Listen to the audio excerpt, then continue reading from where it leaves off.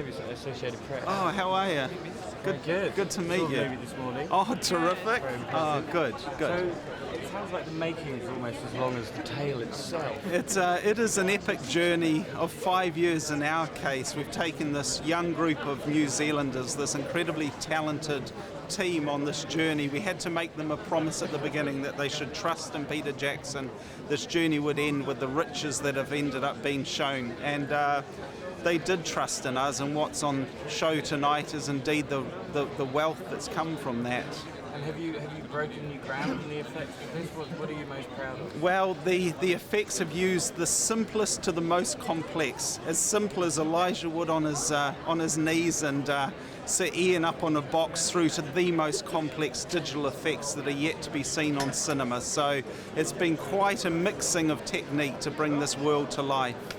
So that's one thing I was going to ask. I mean, how did you make him so tall and Elijah so small? Every imaginable technique, just like a magician never delivers two tricks one after the other. It's the same thing with visual effects. As complex as you could ever imagine, but also as simple. So the trick is to try and, hopefully that the film washes past without ever realising that the hobbits were actually originally 5'8". So.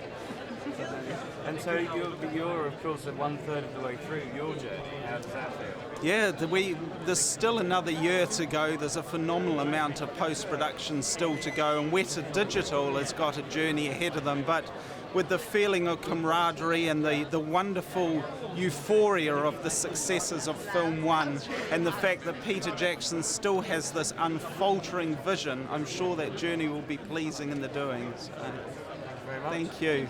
Yeah, all the best. Thank you. Just two questions here. Yeah. Why do you think Tolkien's Lord of the Rings has had such enduring appeal and been such a powerful story? Okay. I think the secret to the Lord of the Rings is the completeness of the world, and settled within that. But the heart of that world is the simple story of Frodo. I think that is the story that people relate to. It's a story about an ordinary being caught up in an extraordinary time. I think we tried to capture a sense of that in this first film. One of my favourite lines, which is not in the film, but which is in the book, is so it is with the great deeds of our time, small hands do them because they must. And to me that's the heart of the story.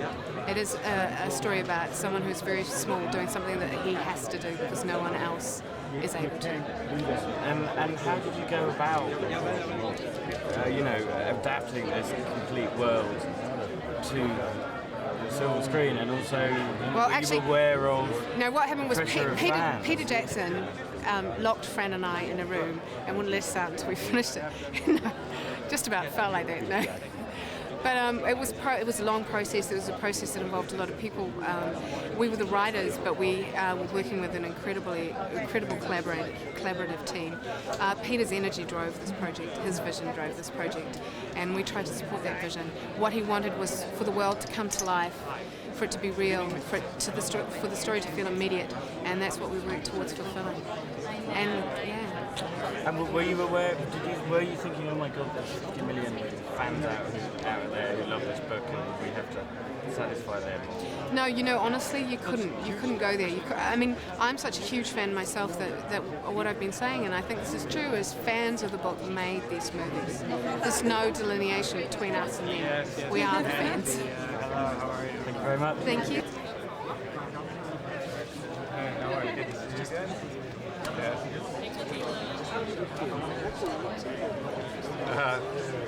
Thank you very much. I felt I would wear something to celebrate the evening.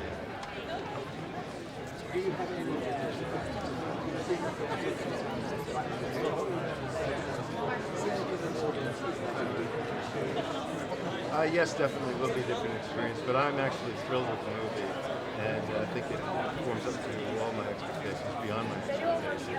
Of course, you get a certain heightened emotional state by all the events. I think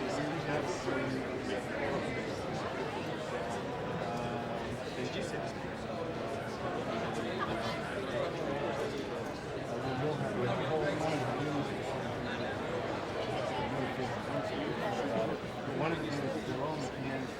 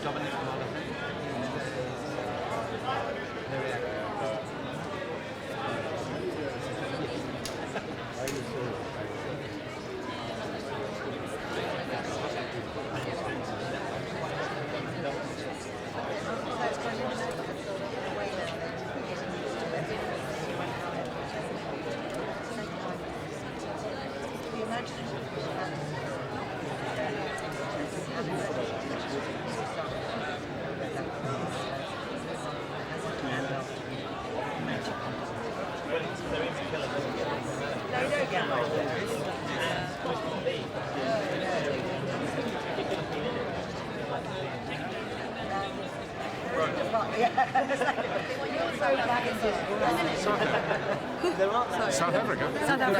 We're together now. I know, we are forever linked. Oh, thank you. Tell me about the journey of making it. Seems almost as long as the tale itself. Is it a bit of a relief to be here?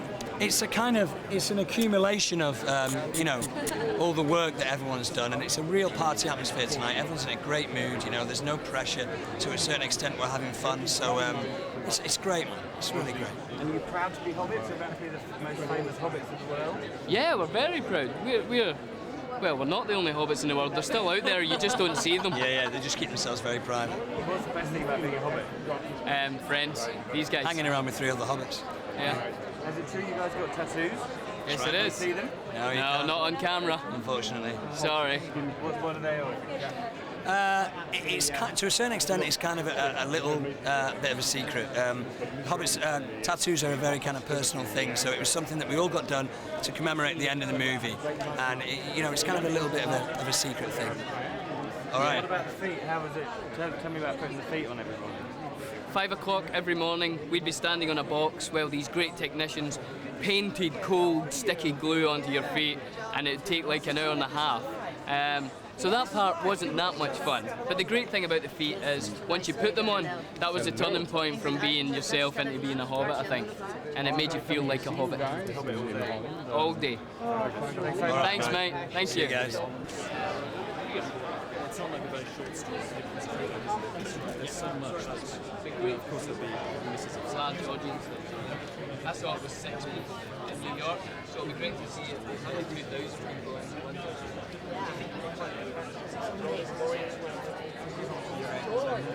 Very, very good. Thank you. Thanks very much.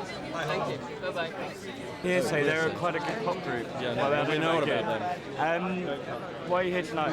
What's important about I'm here because my daughter's read the book, and you know, just these kinds of the amount of times that you can go and see a movie that isn't a 15 or is incredibly violent, or you know, all the stuff that you have to monitor what your children see. This, like Harry Potter, you can take everywhere you see it, which is fantastic. I thought there was always just made Disney animations for her childhood, but then all these amazing movies come out. And he's an astonishing director, this director who did this. So I have high hopes and expectations. All right. Vaguely PTN. No? PTN. Oh, come on, what does that mean? Lots of PTNs. That means we go around the world. All right. Get out of my frame. So, I mean, you're just not very dwarf-like. No, what have you got against it? What do you know about dwarves? How many dwarves do you happen to know personally? How do you know that every single dwarf is not taller than me? How do you know that every single dwarf lady has not got a bigger beard than me? Because that's one of the great secrets about the dwarf ladies, you know. Very hard to separate them from the dwarf men. Because they all have beards. There were rumors. There were no rumors of floods and avalanches. There were floods. But how did they make you look small? Even if you weren't small. You want me to get on my knees and show you? I think so, yeah. All right, then, there you are. This is how I got to look small. Now, so you're doing this, you're swinging with your battle axe, right? You know, you swing your axe and you go, right out of shot. That was quite good because there was some fighting on the knees, wasn't there? Oh, great fun. Complete waste of time trying to fight on your knees. Let me tell you, we ended up digging pits and things like that.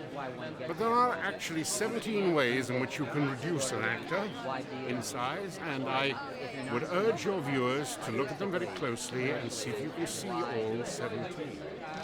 Now, did you have a favourite line in there? I thought there was one line that was very good for your character.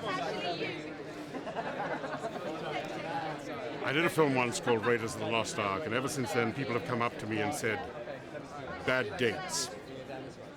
Or asps, very dangerous, you go first. For the rest of my life, people are going to come up to me and say, nobody tosses a dwarf. That is going to be the bane. That is your cross to bear. I'm going to hear that line probably 100,000 times before I die. I think so. And just very quickly, your thoughts on the director, Mr. Jackson? Jackson? Enormous task he took on. Jackson moves from being a pretty good New Zealand director to being one of the top 2 or 3 directors of our time. This man has got everything.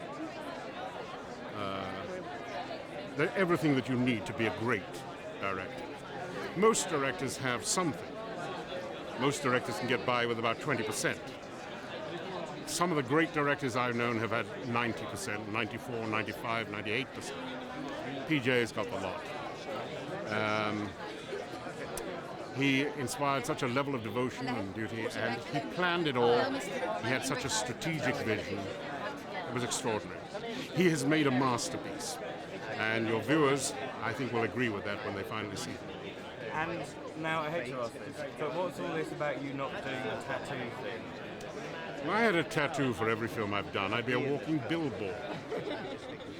But I sent my stunt double to do it, since my stunt double had done quite a lot of fighting, and I felt that he was part of the team. I didn't want him excluded, so you know, when there's any danger or blood involved, I use a double.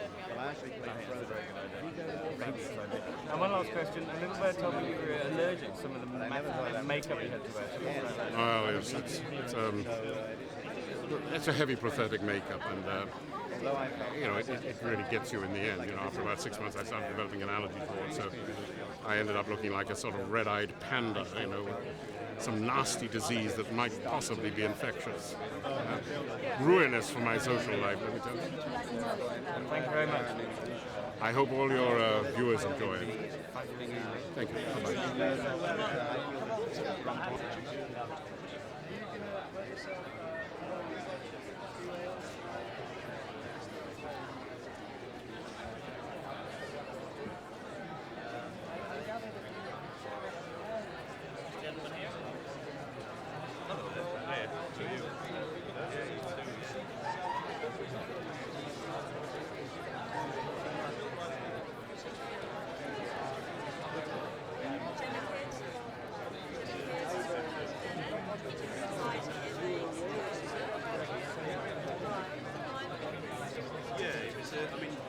They are all very, legendary characters.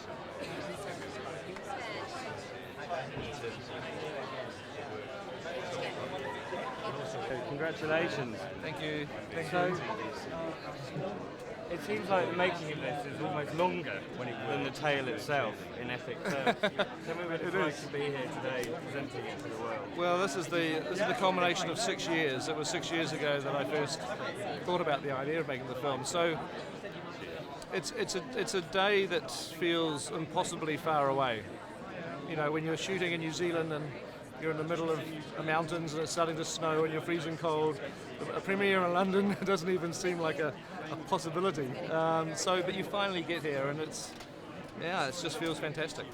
How does it, I can't imagine how you can take on so much stuff, 3 movies at once, all that, you know, one of the biggest productions ever. It was very well planned. I think it's all to do with planning. It's just like, the bigger the job is, the more planning you have to do. And we were planning the movie for 3 years before we shot a single frame of film, which, you know, so we went into it reasonably well prepared. But once we were in it, it was pretty big. The shooting was 15 months, and it just went on and on and on. And it's, just one more question. Yeah. I think it is probably the biggest production ever. So have you got any advice for George Lucas, who's made the previous biggest Don't make 3 films at the same time. Whatever you do, don't. Peter. Peter Jackson, the director of the film, you've been more intimately involved with this than anybody. You've had to oversee every single aspect of it. Is there any element of nervousness as you stand, as you know, this is a premiere not only here in London, in South Africa as well? Is there a butterfly to be found, or are you confident that you've practiced? No, I'm not in it. my nerves are not so much about the movie because, you know, I know in my heart I've made the very best film I can. I can't do any better than what I did. So it is what it is, and people will make up their own mind. I'm terribly nervous about all this press, to tell you the truth. Having to deal with all this kind of very intimidating line of reporters is more scary than making the movie. It seems so unusual, a man who is quite reserved and shy and who really does not buy into the ballyhoo, that you find yourself in this space. Does that not ever scare you off the prospect of making another movie? Is the passion to make movies just too strong?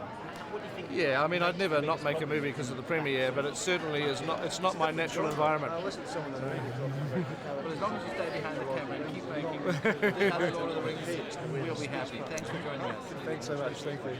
Thanks, everybody.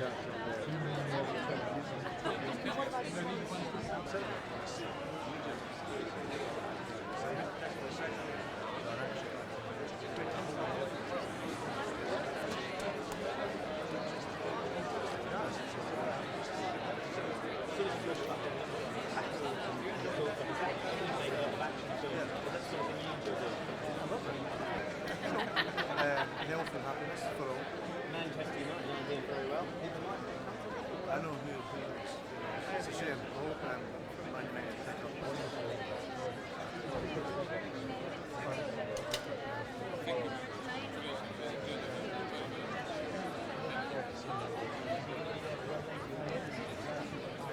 BBC, obviously, massive night for all of you. What's your impression to like this? Kind of terrifying at the same time. I'm so excited that the film's coming out and that everyone's Hi, how are you? Yeah. So not only do you play a Hobbit, you play the seminal Hobbit. The seminal Hobbit? That sounds vaguely dirty, but I think... no, but I mean, he's... Unfortunately, he's in the movie that we didn't make, which is The Hobbit. But, you know, he's a very adorable and lovable character, and I was very, very pleased and proud to be asked to do it. And to be in this, obviously, what is going to be a landmark in cinema history. And it was all made in New Zealand, which is, you know, the most beautiful country in the world. Was it a long shoot for you? Some of these guys... 5 weeks. In and out. I was a visitor, which in a way was great at my age, but at the same time, I did feel, you know, slightly left out of the journey. I wish I'd been part of the journey, because these guys really bonded. You know, they had tattoos and all the rest of it, and they, you know, they bonded for life. And they all had an extraordinary experience. And I know there were no egos, nothing like that. It's a really great bunch of people. Did you have to deal with the makeup and the... Feet every morning, you know, at 5 a.m. I had to put my feet into these boats of glue. And oh, don't forget the ears, because I can wiggle my ears as well, you see. And so they made a point of that. You know, this Bilbo can wiggle his ears. No, that was quite. I remember the first day. I put these wretched things on. No, they weren't wretched. They were very sweet. But mine seemed to be bigger than anybody else's. And after an hour, I got up and fell flat on my face. And one had to be very careful because they were true. But this was nothing. I mean, these boys, you know, that we talked about, they were on the journey. They were running and jumping and over this extraordinary different terrains and so on. So I mean, they really had to. Did you have a hand double? No. You didn't? No. No. Why would I have a hand? No, I was just wondering if they were. No, they were my hands. All the yes, special Hobbit hands. No. But I feel like I've dug a hole now. No. And so, how was Peter Jackson? I'm impressed that he's taken on this amazing thing. Well, he has to be superhuman. I mean, he has to be from somewhere else, another planet, because I don't believe, even now, that any single human being could have accomplished what he's accomplished. Very extraordinary. Thank you very much. Thank you. Goedenavond. En tot ziens. Goedenavond. Tot ziens. That means I'll see you? Ja, see you. Goedenavond, tot ziens. Thank you very much. Hello. We're going to do this. come out of his ears, major star. Do you feel like a major star? This must be a big I'm just about to faint. I'm just about to faint. No, you don't clear some space. I can't believe you said that. That's very flattering. I don't feel like that at all. I just feel very overwhelmed at this moment with the response that I just had from outside, actually. I was standing there with my grandmother, and she's nearly 90, and I thought she was going to have a heart attack. I was like holding her up. But no, this day I am a Mohawk clown. Because I was coming out. Who's that? Yeah. Well, that's kind of my disguise, you see. How did they do that? It was a wig, a long blonde wig every morning. How long? 6 a.m., 2 hours for the wig and makeup. The ears. The ear tips were very delicate, needed a lot of attention. We got it down to about an hour and a half, actually. It's pretty good. Did you steal your ears like Liv? Oh yeah, I've got a box full, but they're in the fridge because otherwise they melt. They're gelatin. And so, did you go to fighting school? Tell me about this fighting. Yeah, I spent 2 months training with my bow and arrow. The bow and arrow is Legolas's weapon of choice. That's kind of what you will recognise about him. He has these, as an elf, he has superhuman qualities. He has reflexes, and his senses are all heightened, and he's immortal and ageless. He's rather like a samurai warrior, is what I thought of him as. You know, like I was seeing Kurosawa's film, and that Seven Samurai. I really thought of him like that. But so he has all these kind of amazing abilities. So I spent about 2 months trying to get that down and make it really believable. You know, that was kind of. Because, I mean, it's a book that's been around for a long time and people have related to it for a long time, so we want to try and make it as real as possible. Yeah, no, there's one bit, I think it's like the final fight with the orcs, and where he's just like... Yeah. Is that real? Are you really... You know what, a lot of that was, I mean, all the movement and stuff was all me. I was doing that very quickly, and then, but because the arrows is hazardous, they put the arrows in, you know, in case they were going to take anyone's eyes out. Yeah, that's great. And so what must it feel like being here after so long on making it? I'm just like blown away. I can't believe it. It sort of makes it all worthwhile that we're here and that people are responding in the way that they are, you know, and that, you know, I was standing outside with my gran, and she's nearly 90, and I thought she was going to have a heart attack because there was such a big roar from the crowd. So it feels just like a special time, you know, and I'm glad that people have responded in the way they have, because it was a labour of love, you know, and we tried hard to make it work. And were you a big Tolkien fan before? I'd read the books, I'd read The Hobbit, and I'd read half of Lord of the Rings, but I read them again when we started casting the movie, when it was being cast, and I read about, I read them a couple of times, and then of course it was like a Bible throughout the filming process, because it is, you know, it's a touchstone. The movies were shot out of sequence, 3 at a time, you know, 3-hour sequence, so you could get the detail and information you needed from the book. And one last thing quickly, chest tattoo. I couldn't. I'd love to. I couldn't. It's right there. It's there. But I couldn't show it to you because we're trying to keep it secret. Thanks very much. All right, mate. Nice Cheers. to meet you. Have a good Thanks one. a lot. Orlando even. Pretty mega. Saw you yesterday at some length. You surprised everyone at the press conference in Cannes by knowing some African and South African languages. We're live to South Africa now. Please remind us of A, what you can say, and B, how you acquired the knowledge. Well, I will now speak directly to the public in South Africa, to all those who are watching this. I love your beautiful country, and that is not just because it's the right country. Two other BBC. No, we're not BBC. Do I look BBC? Yeah, that's nice. Somebody said. So, great princess. Thank you very much. Did you see the movie? I saw it this morning here. Oh, wow. Oh, God, you lucky dog. Okay, was that your first princess? Yeah, I think it was. Yeah. Have I ever played any princess?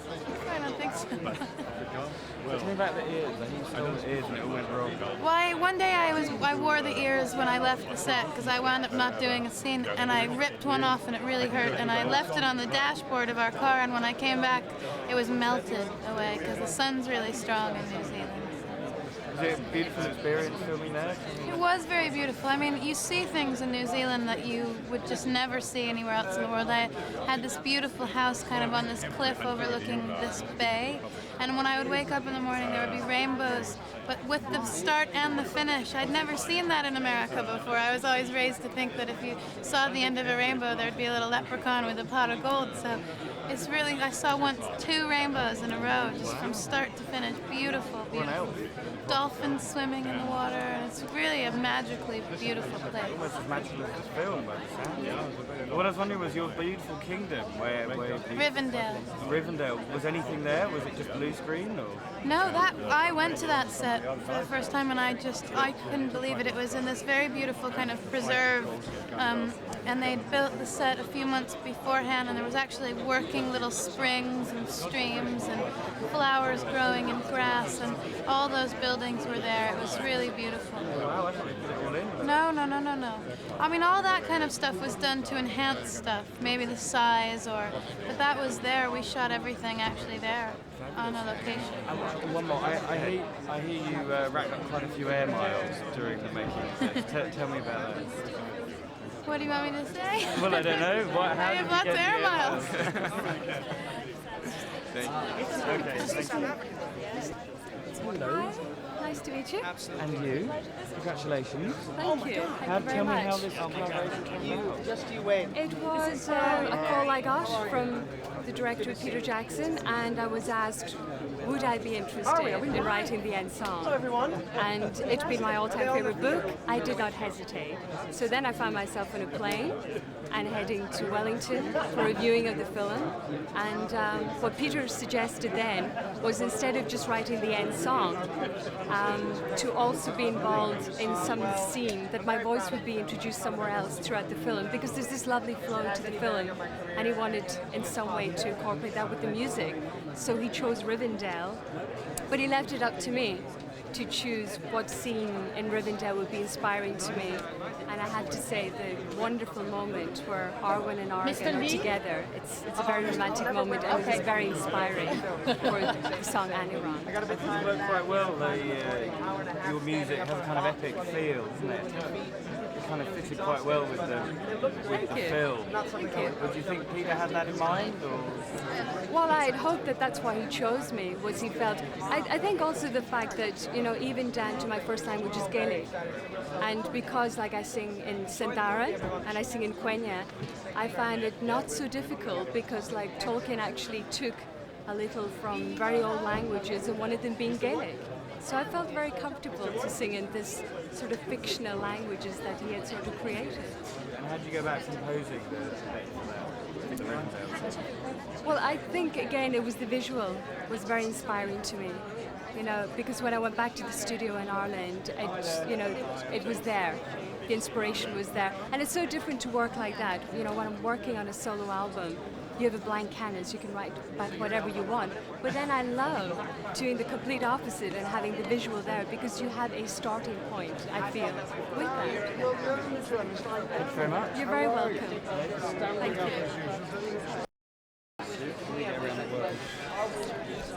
So Gandalf, what an amazing wizard. How do you think he fits into wizarding history? Wizards of Tolkien. Well, Tolkien set out to give the United Kingdom what it had never had before, a mythology. A history that never was, but somehow would be crucial to our lives today beyond the supposed history of it. And in the middle of that, he put a wizard. And so he becomes perhaps the most crucial wizard for this country, and for the readers of the book, the most crucial wizard of all. And he looks like you want a wizard to look, and he behaves like the wizard should. He's only too frail, he's only too human, he's very wise, but he can be rather foolish at times, and that's very endearing. So a wonderful part to play. Is it? Yeah. Most exciting job I've ever had. Really? It's probably going to be, or I was thinking earlier, you've taken over the Obi-Wan Kenobi role from Alec Guinness as kind of the world's man with most gravitas. How does that feel? Well, I don't know. All I know is I've got a better script than he had, because mine was written by Tolkien, and so Alec always regretted that he was associated with that part, because he didn't think it was... he had very good lines to say, apart from that one very famous one, but so I had a better part than him. But if I'm to be associated with Gandalf, I'll be very happy. You'll never regret it like he did. No, because I say this is not just a masterpiece of a film, it's based on a masterpiece of a novel. And so it's a double advantage that I've got. And how does the beard like? I know people in Harry Potter are really annoyed by their beards. What's it like wearing all that hair? Well, they can't be as used to putting on makeup as I am. Thank you very much. Gorgeous feet. Gorgeous. Brilliant technology. We'll talk to you more at the party. Thank you.